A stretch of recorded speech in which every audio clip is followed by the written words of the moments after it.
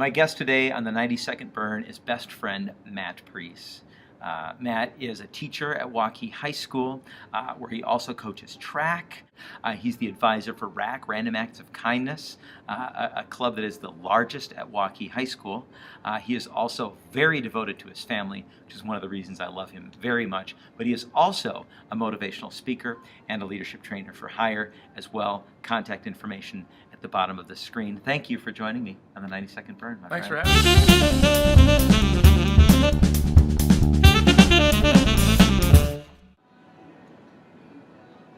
Alan, I once heard it said that if people were given the choice of being the person in the casket or being the person giving the eulogy, most people would choose to be in the casket.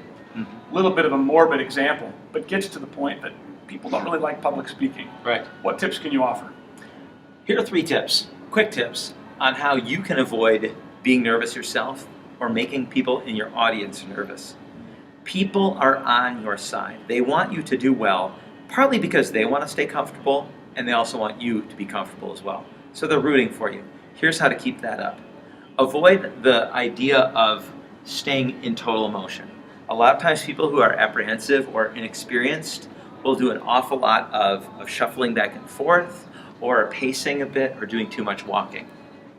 Stay in one spot, make several points, in a natural transition, move to a new place. That makes people feel more comfortable. You've provided a little motion, but you're not pacing and making people nervous with too much motion.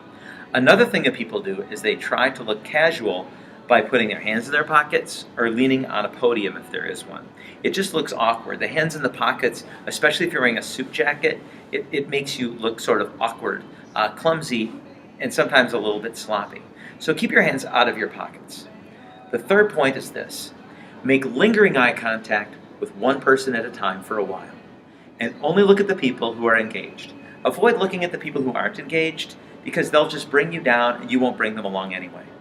So make that eye contact, keep the hands out of the pockets, and stand in one place at a time. And remember, leadership is like a blowtorch.